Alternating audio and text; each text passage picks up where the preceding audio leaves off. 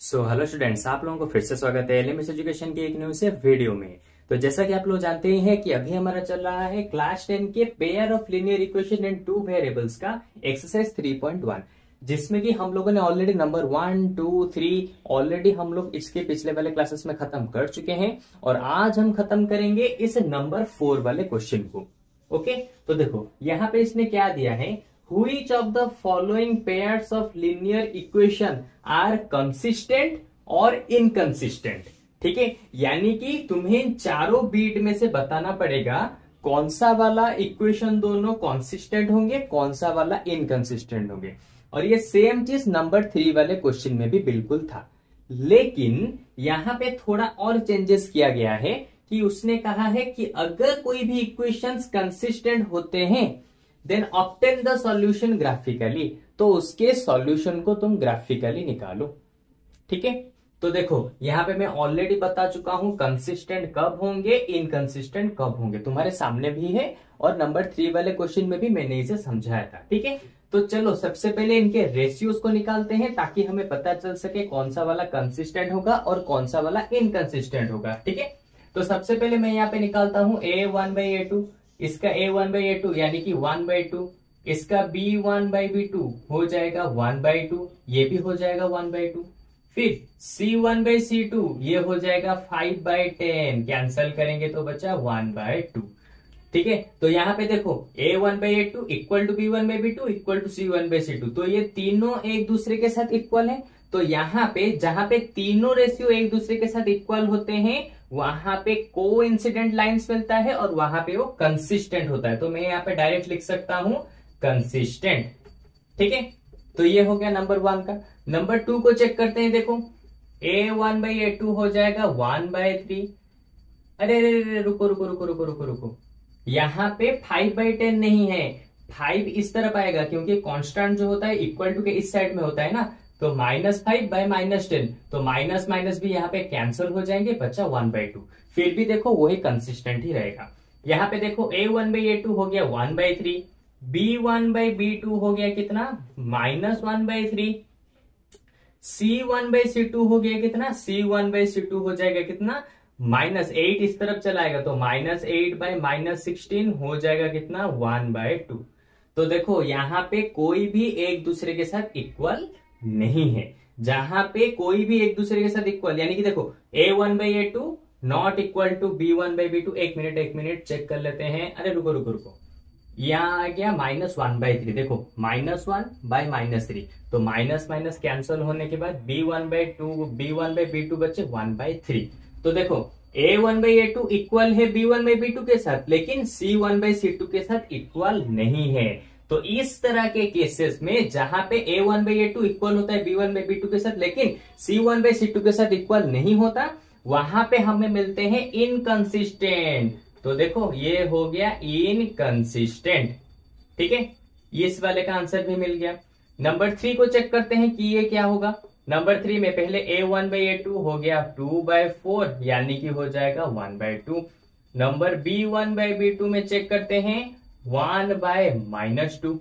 ठीक है, फिर C1/C2 में चेक करते हैं -6/-4, तो कैंसल होने के बाद 2 से -3/2 बचेगा।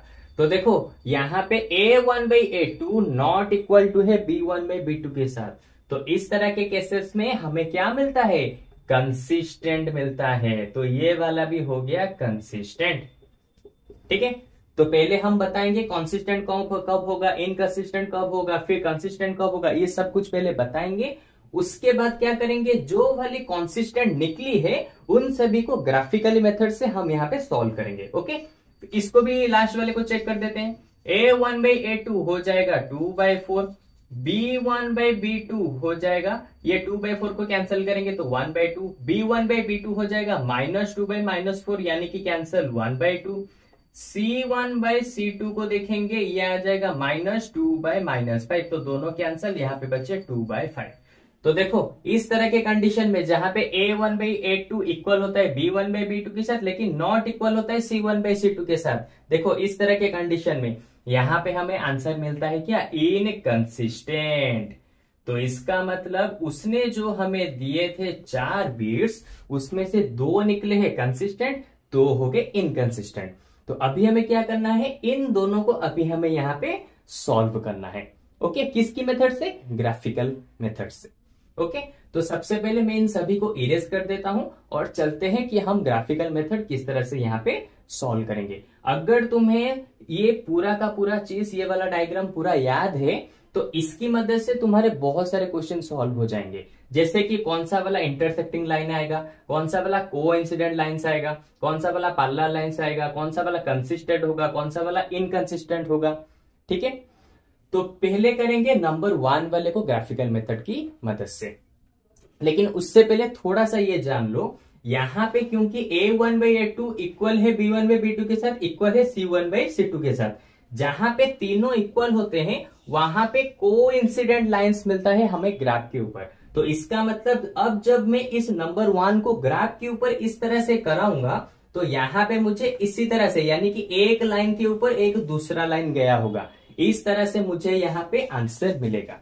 और इसका आंसर मतलब कि x का वैल्यू, y का वैल्यू अनलिमिटेड यानी कि इन्फानाइट होंगे, क्योंकि हमें पता है जहां पे कोइंसिडेंट लाइंस होती है वहां पे आंसर अनलिमिटेड, इन्फानाइट आंसर वहां पे निकल सकते हैं। ओके, तो इसीलिए क्या करेंगे, सबसे पहले मैं इसको इरेज कर देता हूं। तो पहले नंबर 1 को करेंगे, फिर चलेंगे नंबर 3 को करने की तरफ। ठीक है, तो चलो सबसे पहले मैं इसको इरेज कर देता हूं। तो सबसे पहले ग्राफिकल मेथड में हम क्या करते हैं, इन दोनों इक्वेशन के लिए हम अलग अलग बॉक्सेस को बनाते हैं। तो ये हो जाएगा पहला बॉक्स, ठीक है, ये होगा इक्वेशन 1 के लिए। ये हो जाएगा दूसरा बॉक्स जो कि हो जाएगा हमारे इक्वेशन 2 के लिए। ठीक है, तो नेमिंग कर देता हूं एक्स वाई, ये हो जाएगा एक्स और वाई। ठीक है, तो यहां पे मैंने जैसा कि पहले ही कहा था कि तुम यहां पे कुछ भी एक्स का वैल्यू कुछ भी लेट करो, फर्स्ट इक्वेशन में पुट करो, y का वैल्यू जो निकला यहां पे लिख दो, y का वैल्यू कुछ भी लेट करो, ठीक है, और x का वैल्यू जो निकला यहां पे लिख दो।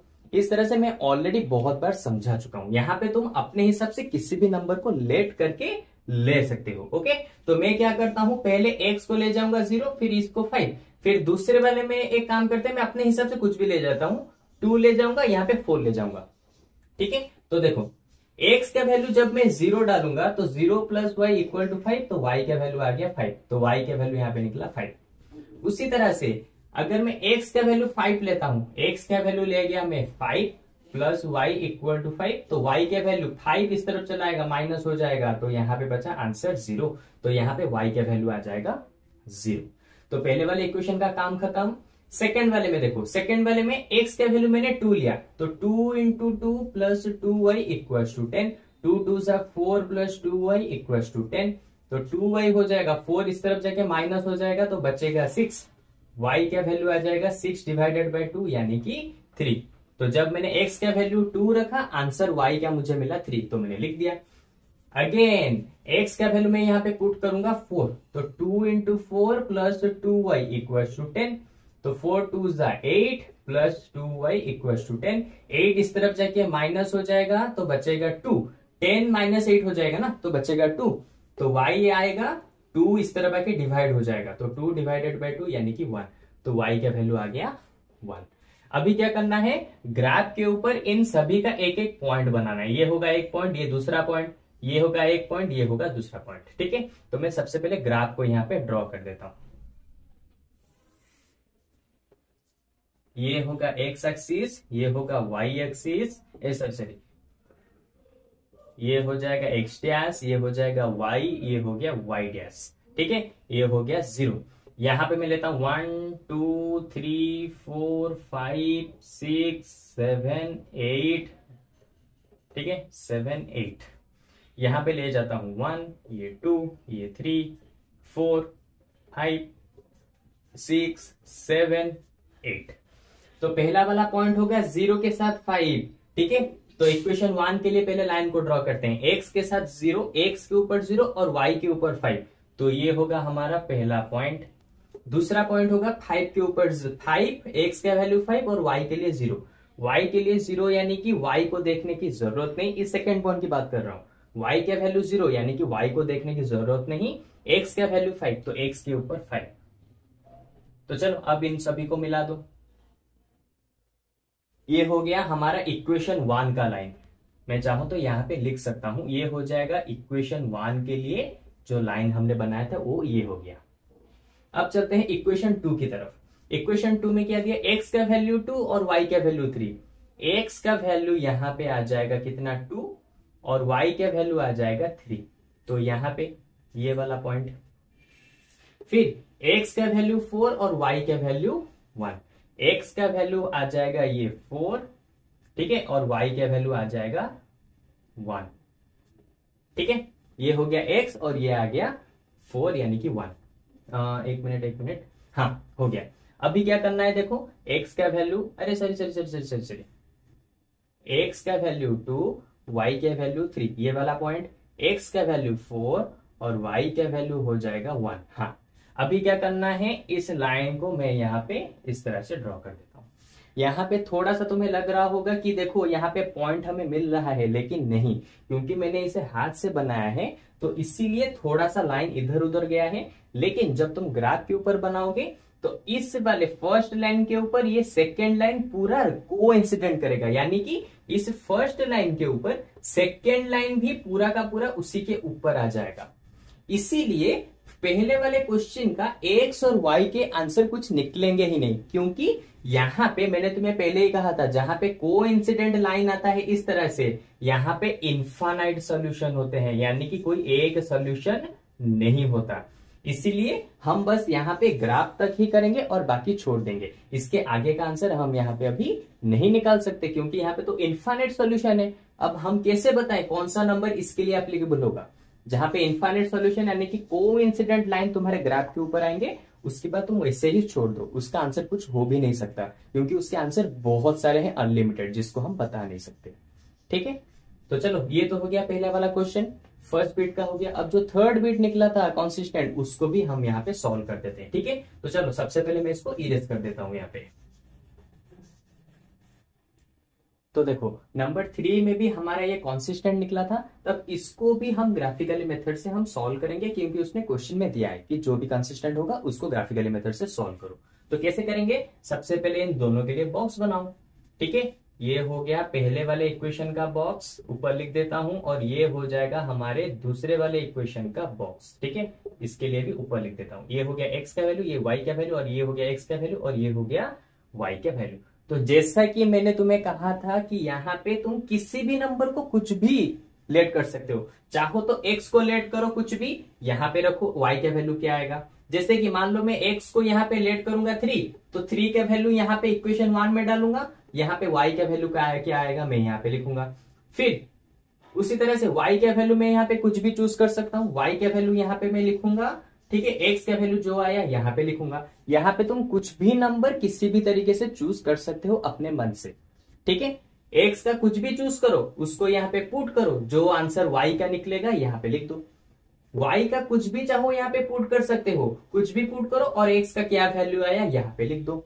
ठीक है, इस तरह से तुम किसी भी तरह से नंबर को तुम चूज कर सकते हो। ठीक है, तो मैं क्या करूंगा, फर्स्ट इक्वेशन के लिए मैं 3 चूज कर लेता हूं, और दूसरा वाला 0 चूज कर लेता हूं। हाँ ठीक है, ये दोनों यहाँ पे मैंने चूज कर लिया। तो देखो पहले जब मैं 3 पुट करूंगा तो 2 into 3 plus y minus 6 equal to 0, 3 2 जा 6 plus y minus 6 equal to 0, minus 6 plus 6 cancel, y का वैल्यू 0। तो देखो जब मैंने 3 पुट किया तो मुझे y का वैल्यू 0 मिला, तो मैंने लिख दिया। अब मैं x का वैल्यू 0 पुट करूंगा, चलो पुट करते हैं।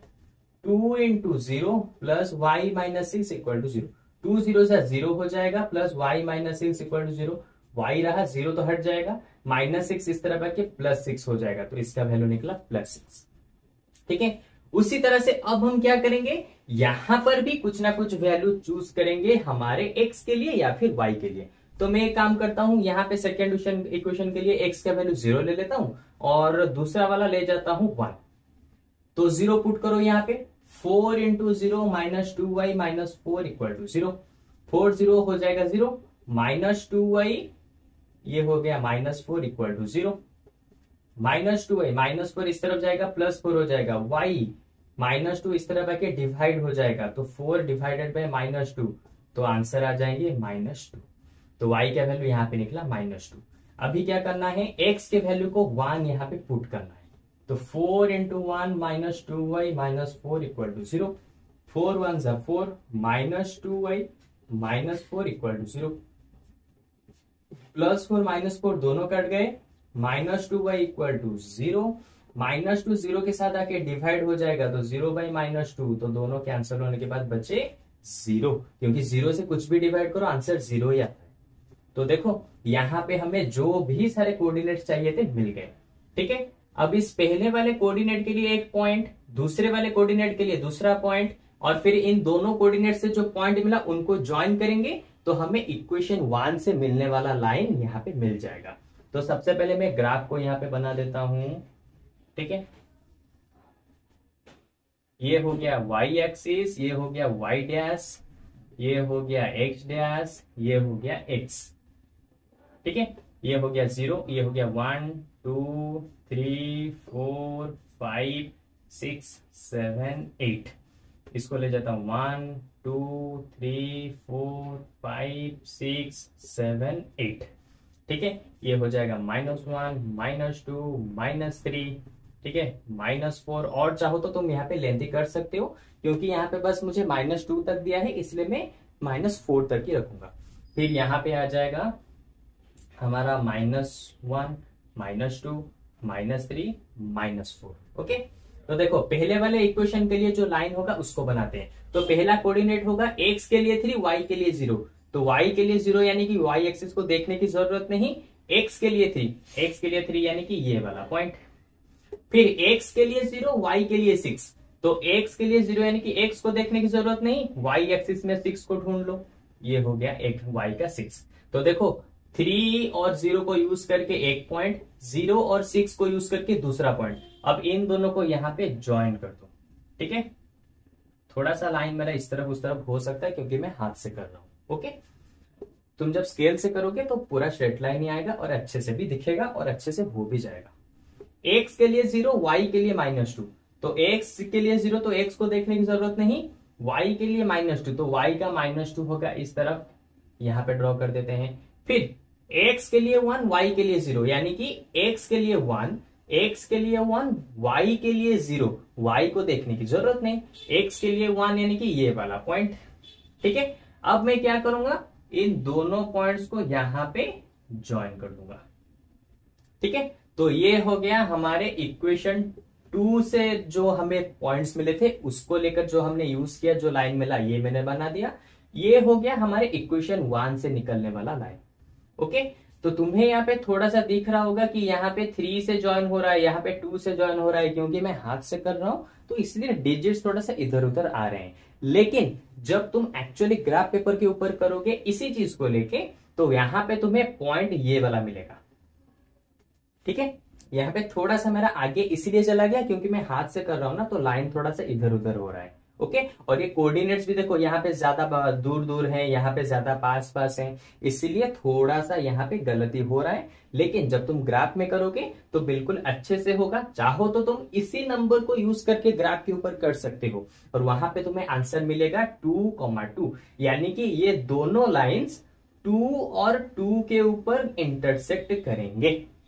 ठीक है, तो इसका मतलब 2,2 हो गया हमारा आंसर, और जहां से मैं लिख सकता हूं x का वैल्यू 2 और y का वैल्यू 2 हो जाएगा हमारे इन दोनों कोऑर्डिनेट्स का, सॉरी इन दोनों इक्वेशन का सॉल्यूशन। तुम चाहो तो यहाँ पे पुट करके चेक भी कर सकते हो कि यहाँ पे ये दोनों आंसर सही है या फिर नहीं। देखो कैसे चेक करेंगे, x का वैल्यू 2 यहाँ पे डालो तो 2 इंटू 2 प्लस y का वैल्यू कितना है 2 डालो यहाँ पे, -6 इक्वल टू 0, 2 2 सा 4, 4 प्लस 2 -6 इक्वल टू 0, 4 के साथ 2 को मिलाओ 6 -6 इक्वल टू 0, 6 से 6 कैंसिल, बचा 0 इक्वल टू 0। देखो एंड में दोनों इक्वल आ गए, इसका मतलब हमारा जो आंसर निकला पूरा का पूरा सही है। ओके, तो चलो इसके साथ हमारा नंबर 4 का क्वेश्चन यहाँ पे पूरा ही खत्म होता है। लेकिन फिर भी आप लोगों को अगर इसके ऊपर कुछ भी डाउट है तो मुझे कमेंट सेक्शन में बता दीजिए, मैं इसके ऊपर एक दूसरा सा अलग से अच्छा सा और एक वीडियो बना के आपको बता दूंगा कि इसको और कितने मेथड से, यानी कि कितनी और इजी तरीके से सॉल्व किया जा सकता है। ओके, तो चलो आज की क्लास में बस इतना ही। अब हम लोग इसके नेक्स्ट वाले क्लास में मिलेंगे और इसके नेक्स्ट जितने सारे नंबर्स हैं एक्सरसाइज 3.1 के, उनको धीरे धीरे करके इसी तरह से खत्म करेंगे। मैं एक क्लास में इसीलिए सारे नंबर्स को खत्म नहीं कर रहा क्योंकि तुम्हें बहुत ज्यादा कंफ्यूजन आएगा।